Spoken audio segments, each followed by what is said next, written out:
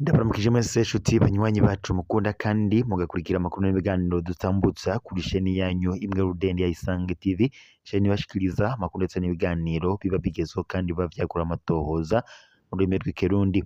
Ndabaha ikaze rero mu makuru yacu yo kuri uyu mugoroba, hakaba amakuru na cane cane haraza gushimikira ku ngingo nkuru zikurikira. Amakuru yacu turayatangurira mu gisata ca politiki, na cane cane tuze kurabira hamwe kuriko biravugwa mu mugambwe CNL inyankamugayo wahoze uramuswa Honorable Agathon. Hari amakuru atanezereye abarundi na cane cane abagumya banga cyangwa se abanywanyi b'umugambwe CNL bama bari inyuma y'umuhinga cyangwa se y'uyu mwizigirwa wabo ariwe Honorable Agathon. Hari amakuru turose avuga ko kuri ubu ngubu Honorable Agathon yoba agwariye mu bitaro vyo ngaha i Bujumbura, kandi bikaba binuganurwa ko ngo yoba yahuye n'ikibazo gikomeye cyane, aho kandi bikanuganurwa ko ivyo vyaba vyakozwe n'umukuru w'igihugu c'u Burundi Evariste Ndayishimiye abifashijwemo n'abamucungera. Murabizi neza ko Honorable Agathon ahanganye cyane mu matora n'umukuru w'igihugu c'u Burundi Evariste Ndayishimiye, aho Honorable Agathon yatangaje ko azokwitoza mu matora yimirije mu mwaka 2027, akavuga ko ndetse ngo umunyagihugu wese agomfise uburenganzira bwo kwitoza cyangwa se gutora no gutorwa nk'uko ngo ibwirizwa shingiro ry'u Burundi ribisigura.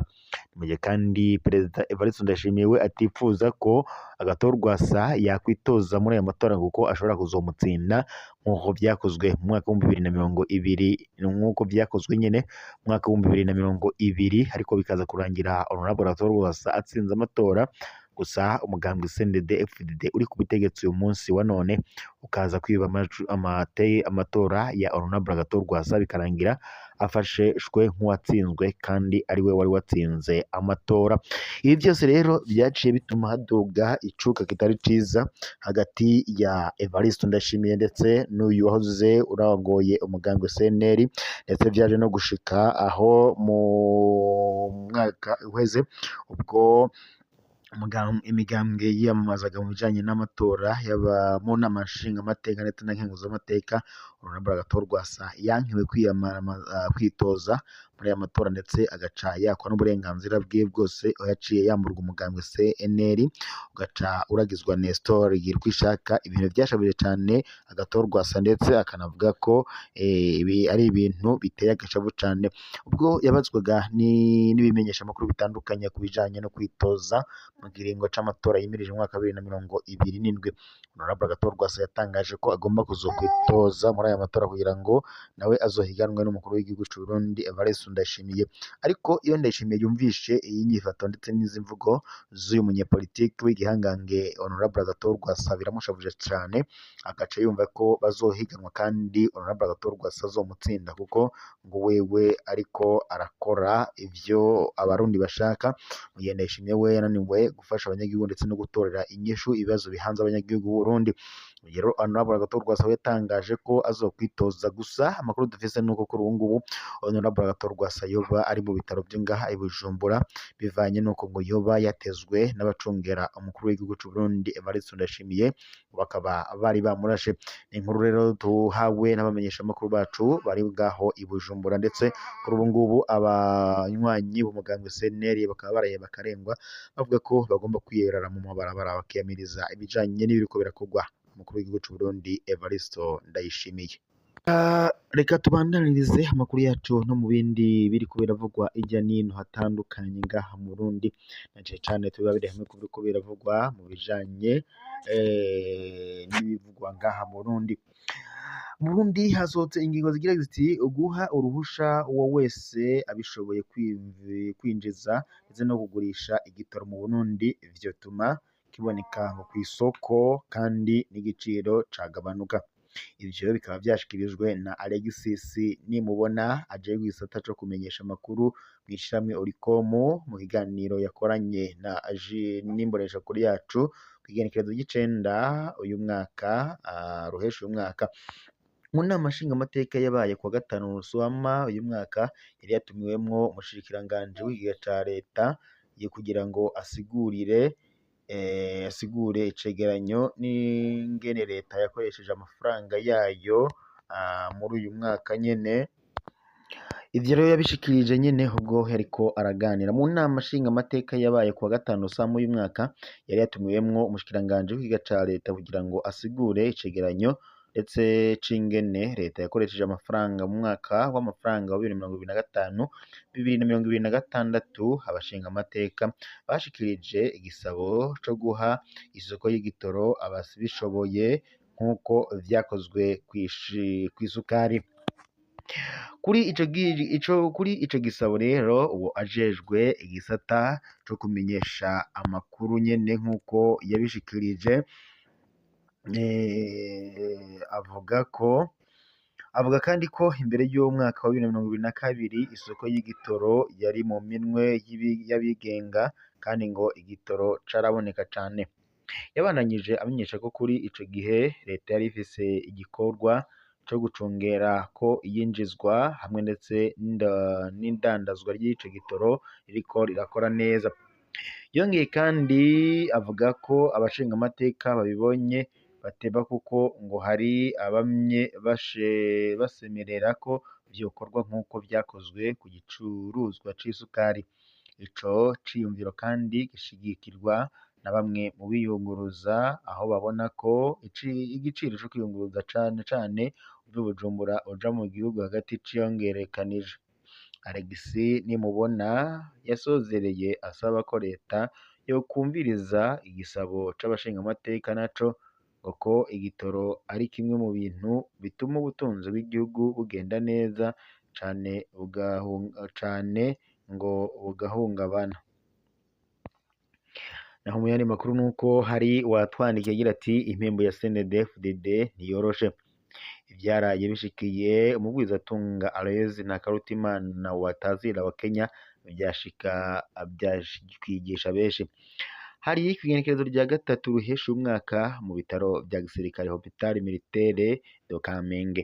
Aloys Ntakarutimana yari amaze imisi agwariye muri ivyo bitaro, aho yari kandi arwaye aryamye yafashwe, yaboneka ko afise ibimufasha guhema. Arafise ikibazo gikomeye cane ca hypertension iguma hejuru cane. Afise kandi n'iyindi ngwara abaganga bo mu Burundi bemeza ko badashobora kuvura. Yategerezwa kuvurirwa mu Bufaransa. Ejo niho babona icegera c'umuyobozi w'ibohero rikuru rya Mpimba ndetse na komiseri w'igipolisi bazananye n'igifyo c'abapolisi bashika aho nyene agwariye, bategeka ko ibimufasha vyose babimukuramwo.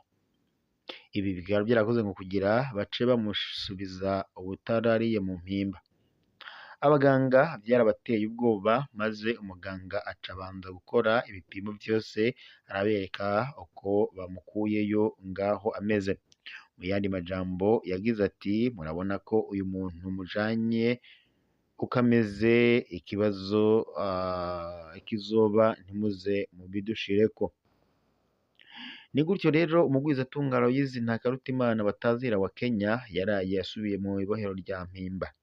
Agenda biboneka ko agwaye cane, abamutwaye bazana ivyitwazo ngo wa Kenya yashaka gutoroka. Hari ibanga ritazwi abatwara batinya ko wa Kenya ashira ahabona. Wa Kenya yahagaritswe kuwa 24 ukwezi kwa gatatu uyu mwaka, haciye imisi 2 gusa avuye i Buraya.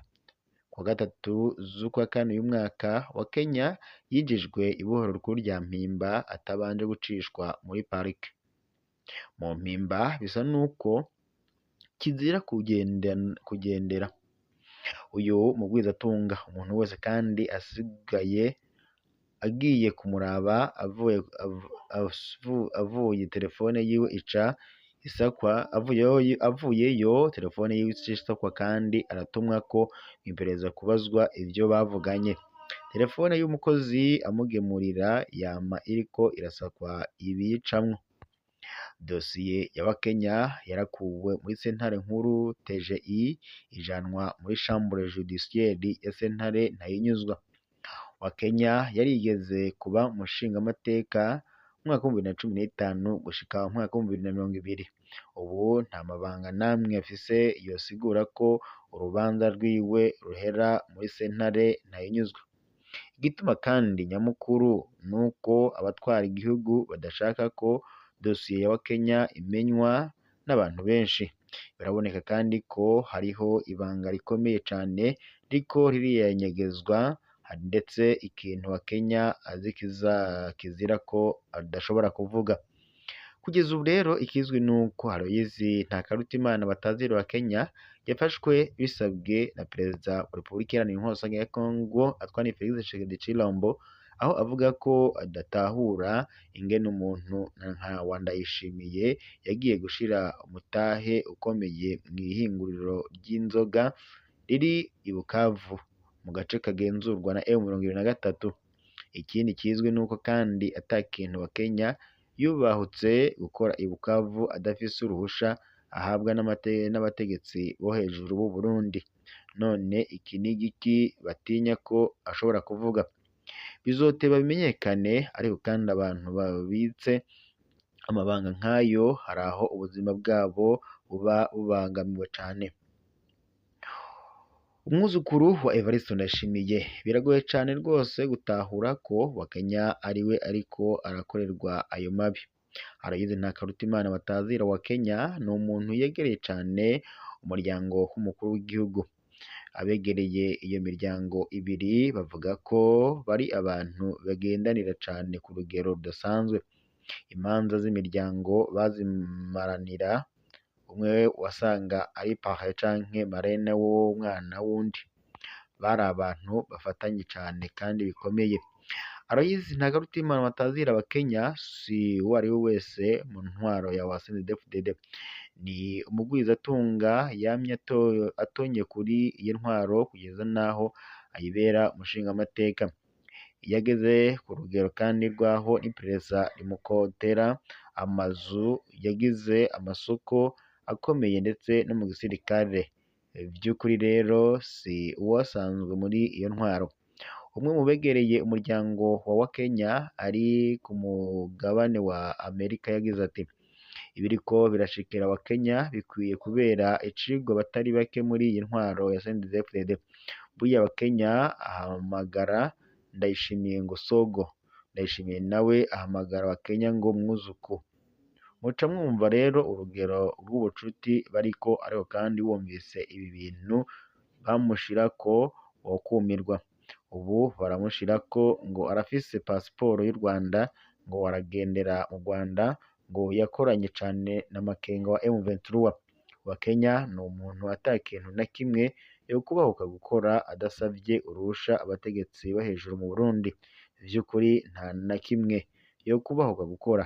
Amatungo yiwe ariko arafatwa, bageze aho bashaka kumunyaga utwiwe. None ivyo bintu ni amarame ga yemwe. Biraboneka kandi ko hariho umugwi w'abarundi badashobora kugirira icizere naho umuntu yoba abegereye gute. Ni murabe uko bagize muganga Christophe Sahabo, raba uko bahejeje kwica umushikiranganji Gaby Bugaga, none raba ivyo bariko barakorera Aloyizi Ntakarutimana batazira Wakenya, ataco atari yarakoranye nabo, ndetse nta nico atabakoreye. Ibintu bizogeza igihugu c'u Burundi ahantu habi cane. Abarundi rero na cane cane abegereye politiki y'u Burundi muraze muritonda, kuko ibintu bishobora gushikira umuntu ataravyiteze yitwaje ngari mu ntwaro ya CNDD-FDD. Iyi nyifato rero y'intwaro ya CNDD-FDD ica ikura umutima, ndetse igaca ishavuza cane abanyagihugu Burundi, bakavuga ko ibikorwa n'intwaro bibatera agashabo cane, ariko bagashinga umutima umenyo bakihangana, ndetse banatangaje ko kuri ubu ngubu batazongera kugira icizere intwaro ya CNDD-FDD, aho ndetse banatangaza ko nk'ababonye undi wobatwara neza kurusha Ndayishimiye n'intwaro ya CNDD-FDD, uyoboka iyo ntwaro n'uwo mugambwe. Kuri ubu ngubu umugambwe uhabwa iteka n'ijambo akaba ari umugambwe CNL wahoze uramutswa Honorable Agathon Rwasa, ndetse uyu mugabo yanatangaje ko azokwitoza mu kiringo c'amatora yimirije umwaka wa 2027 nk'uko yabimenyesheje ubwo yariko araganira n'ibimenyesha amakuru bitandukanye, ibintu vyumvikanisha ko rero kuri ubu Ndayishimiye nubwo ariko araca ku biti no ku mabuye ngo azokwitoza mu kiringo ca kabiri mu matora yimirije muri uyu mwaka wa 2027 adahabwa icizere kuko vyamunaniye gutunganya ibibazo vyose bihanze abanyagihugu b'u Burundi, ndetse iboneka ko Ndayishimiye kuri ubu ngubu yananiwe gutwara igihugu. Ibi vyose rero iyo uravye ibikubera ngaha mu Burundi bica bitera ishavu abanyagihugu b'u Burundi bibera mu bukene budahera, kandi iyo uganiriye n'abahinga mu vya politiki ngaha mu karere k'ibiyaga binini bakubarira ko ibiriko birabera mu Burundi vyose bikorwa na Ndayishimiye kuko yanze gutunganiriza abarundi, ariko kandi akavuga ko nawe ngo boba hari ivyo bamutegetse adashobora kurengako, ndetse ngo aramutse abirenzeko ashobora no kubipfungirwa. Ni ibintu rero biteye agashabo kandi abanyagihugu badashobora kwihanganira kuko abanyagihugu batora umukuru w'igihugu ngo aze abatunganirize nk'uko biba bikorwa n'abandi banyagihugu hirya no hino hatandukanye ku isi. Reka dushimire mwese mwari kumwe natwe mu makuru ndetse n'ibiganiro twariko turabashikiriza kuri ino saha tubidusozereye ngaha, tubone tuza gusubira amakuru araza kuba agezweho kuri ino chaîne yanyu ya YouTube ya Isange TV, chaîne ibashikiriza amakuru abagezweho kandi aba yakorewe amatohoza mu rurimi rw'ikirundi.